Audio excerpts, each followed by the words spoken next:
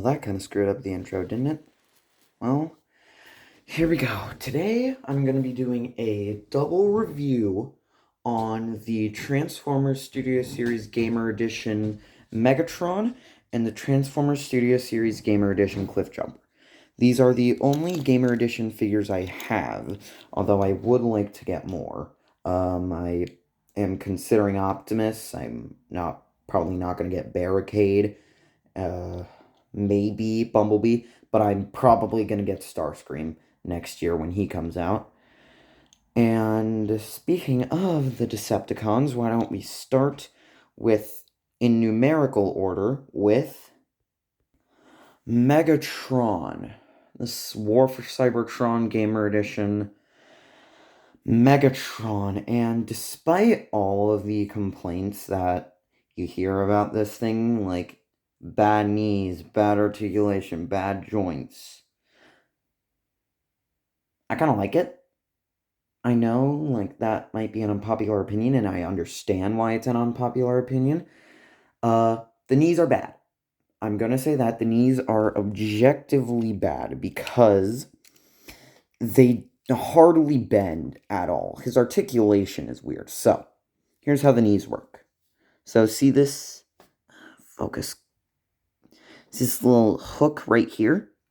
The knee bend not only clicks, so you can't really have it in between there, but it also secures on that, so you can't really get it anywhere. You can kind of cheat it. You can untab this, bring the knee down, and then bring it over, but I mean, if you do that, you can get him into a pretty good kneeling position. Never actually tried it, but I've heard. Here, let me see.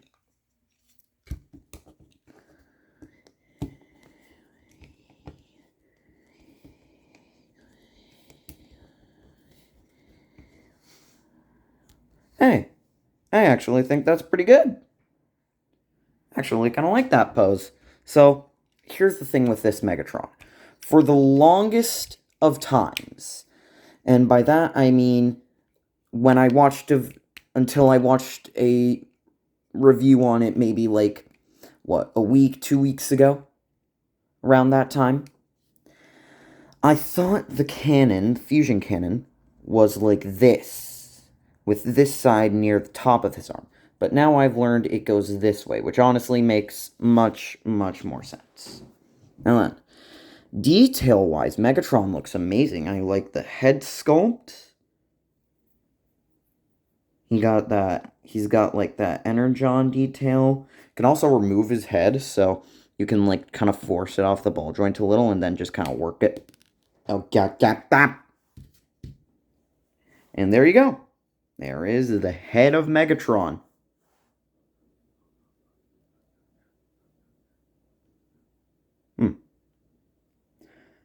Imagine I pose this with Gamer Edition Optimus Prime when I got my hands on him, just slashing Megatron's head off.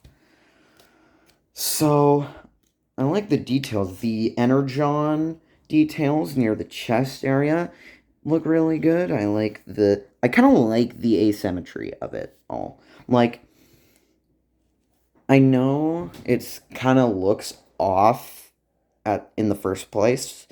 When at first glance it kind of looks off, but I kind of like it. The Decepticon logo is front and center in the middle. I like all the details really, and you turn him around to the back, and he is not that kibble crazy. The only piece of real quote unquote kibble that he has on the back is this thing, but that doesn't really matter. I don't know what to do with these little panels, because these flip up, and they're supposed to flip up for clearance during the transformation, but they don't have to flip up, so I end up just using them as ankles half the time, because what else are you gonna... I just end up using them as heels half the time, because, like, what you gonna do, right?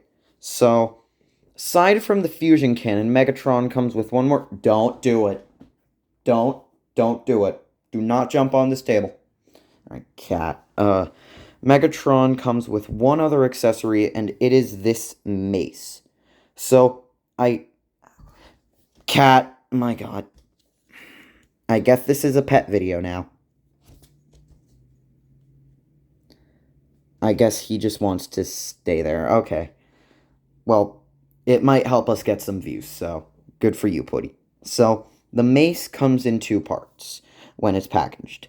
The actual mace and the handle are separate, and then the mace has kind of like a weird port design. Focus. Where it's like round on two sides and flat on the other two sides. That fits into this pretty nicely. Then, according to this, Megatron is supposed to hold it in his left hand, which I get because this arm has way more stability and tightness and just general structural integrity than this arm. So, here, let me show you. So, I send Megatron out with the mace. He's done. He's good. But when on that arm, yes, but I put the mace in this arm, pull the arm out.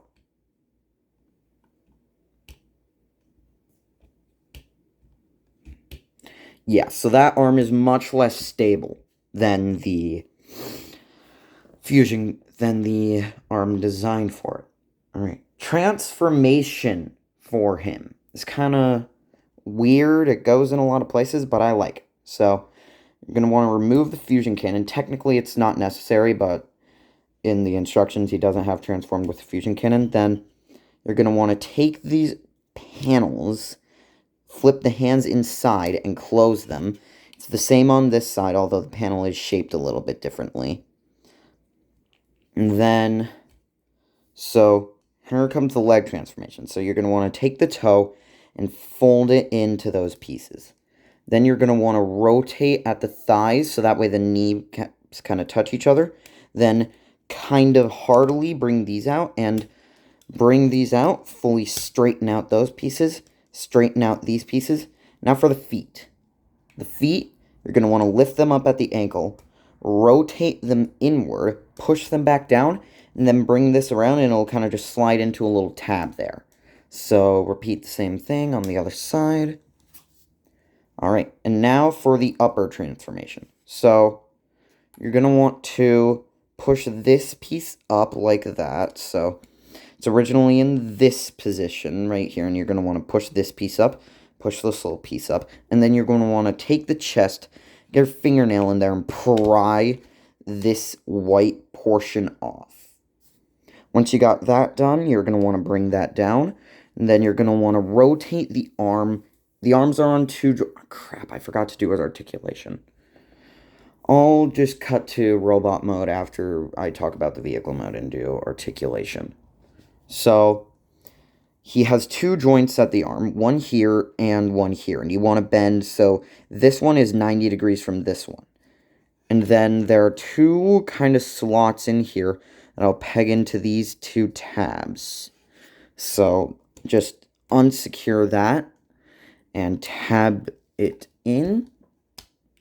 Now, we do kind of the same thing on the back. So, take this, fold it out, and then undo this piece all the way.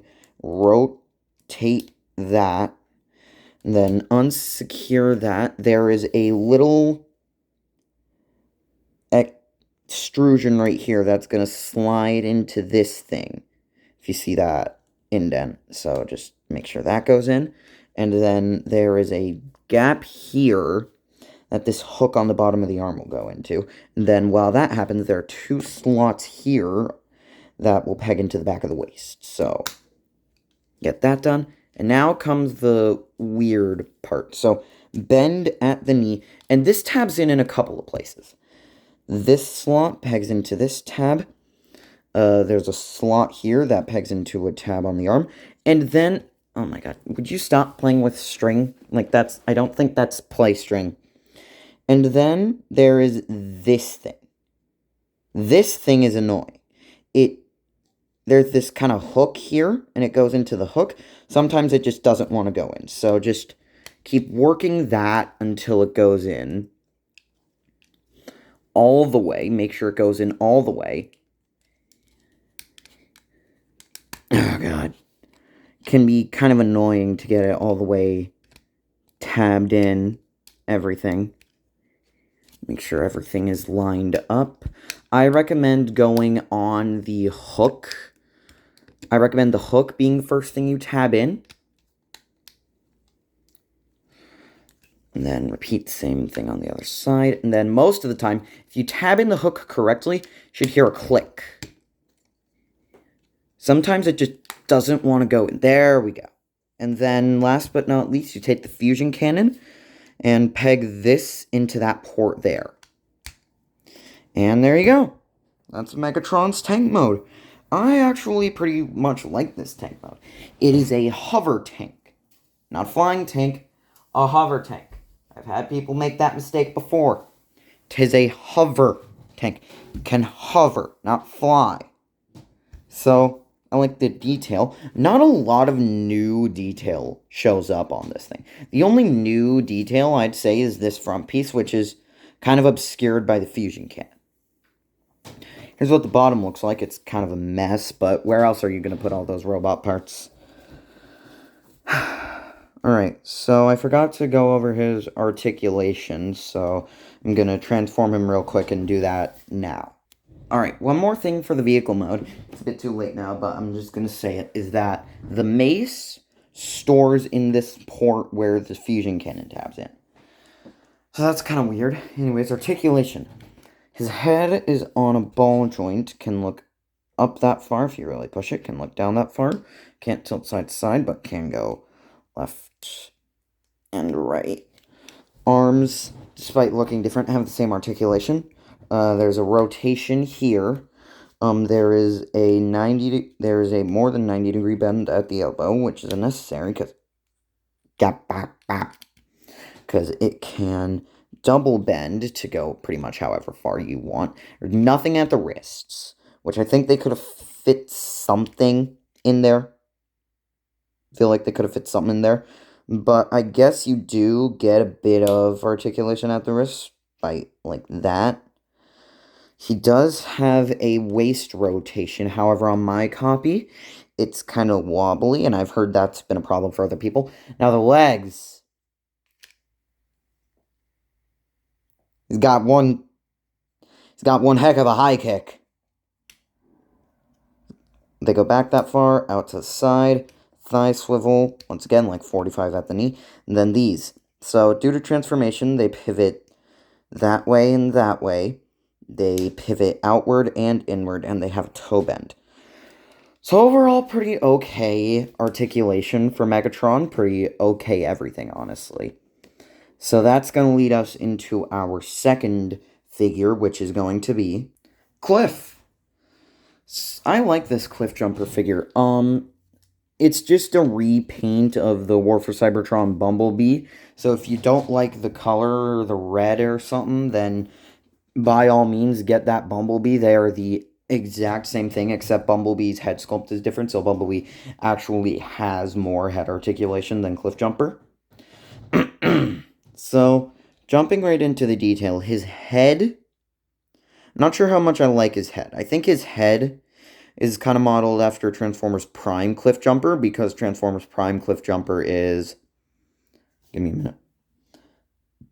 Transformers Prime Cliff Jumper is part of the same continuity, the aligned continuity. War for Cybertron, Fall of Cybertron, Rescue Bots, Transformers Prime, MRID 2015, and Rescue Bots Academy. But other than that, I think his details are pretty good, especially for Deluxe. For a Deluxe class, he's pretty good. This whole area right here is kind of inaccurate to the game model, but I don't really mind, seeing as, like, it's got to transform somehow. Articulation. Head is on a ball joint, but is quite limited, and can only look up that far. That is literally it. On Bumblebee, it's way better, because Bumblebee has a different head sculpt, but if you rotate the head to the side, he can look up more. Head cannot tilt side to side, but as I said, can look left to right. Arms are on ball joints, can do the full 360, go out to the side about that far. Bicep swivel, 90 degrees there. Nothing at the wrists. You get a waist swivel. Legs kick forward that far, back that far, out to the side. Thigh swivel, knee bend. Then there's not much for the ankles. It can go out that far. It can go out, kind of, but that's it. So here's something that I forgot to do with Megatron, so I'm going to do it with Cliff Jumper. Well, Well, first of all the Gamer Edition figures have a gimmick. That the hand can pop off to allow for weapons to go in, and the weapons are interchangeable. So this is Cliffjumper's little blaster, and now Megatron has it. Oh, God. Megatron technically can peg his fusion cannon in here, but it kind of looks stupid. It looks like he just has a stick arm. So I just keep it in base transformation. So Cliffjumper, on the other hand, uses that hand removal. It's only the right arm that pops off, but in that, Cliffjumper has two guns that peg in there. Has this, what I'm going to call the Stinger, because it's obviously meant to be the Stinger for Bumblebee. It's just on Cliffjumper now because repaint.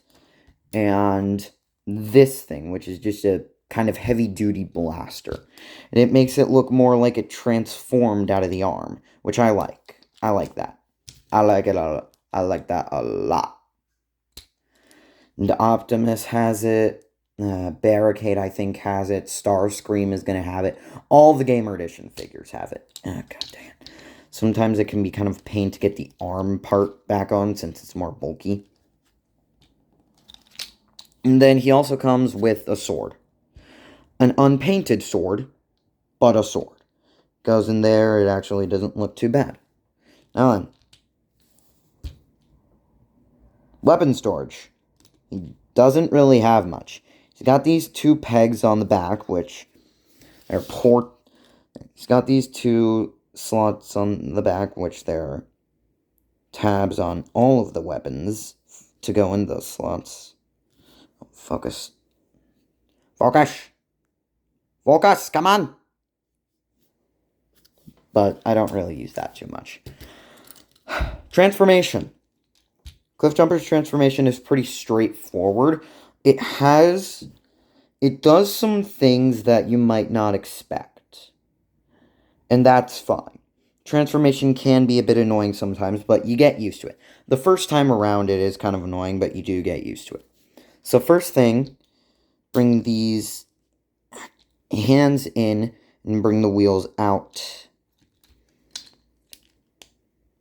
And do the same thing on the other side. And now, I'd recommend taking these and kind of pulling them up. They kind of soft click into place. Then untab the torso. Pull these pieces out. So that way there's enough clearance to bring the torso all the way over. Take this panel and rotate it up. Kind of push this down and the panel will put itself into place. Then take the arms, fold them in, rotate at the bicep, and then kind of incorporate the wheel into that kind of slot there. Make sure the shoulder pad is lined up. So repeat the same thing. Make sure this piece is all the way out. And then kind of secure this into place. Make sure this panel is tabbed in. And then I'd recommend bringing this down so you can rotate at the waist.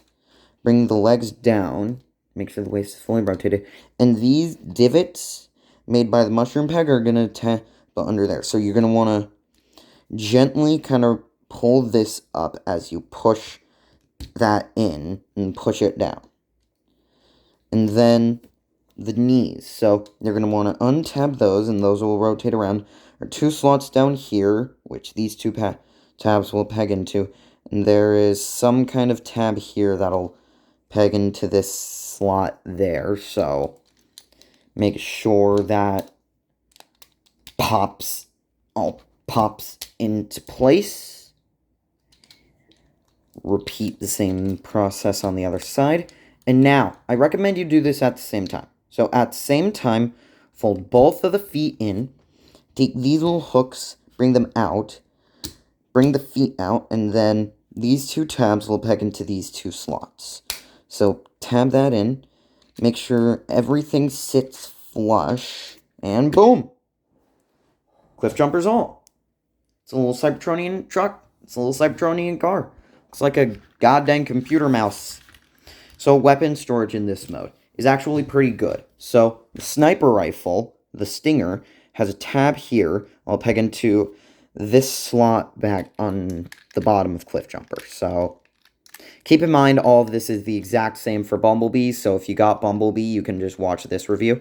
So do that, and then the sword has a tab that pegs into here. So you can store the gun, so you can store this in one of two ways. One, there's a tab here that allows it to peg in up there, or you could just peg it into the weapon storage slot, but I like to peg it up here. Makes his alt mode look armored. So, and the wheels are, all four of them are pinned, so it rolls pretty well. Wee! Time to ram him into Megatron. And he missed. Boom. So that's kind of it for this review. I like both of them. I like both of the figures. Cliffjumper is a darker red in person, but the Autobot logo is the same shade of red, so the Autobot logo is much more obvious in person. Trust me. So, that is it for this Transformers double review. I'm probably not going to review my Studio Series figures again. Or my just regular figures, because good lord, I have a lot now. It's been a while. I've been collecting. So, I'm going to leave this video off here. I will see you later. By later, I mean like a month. See ya.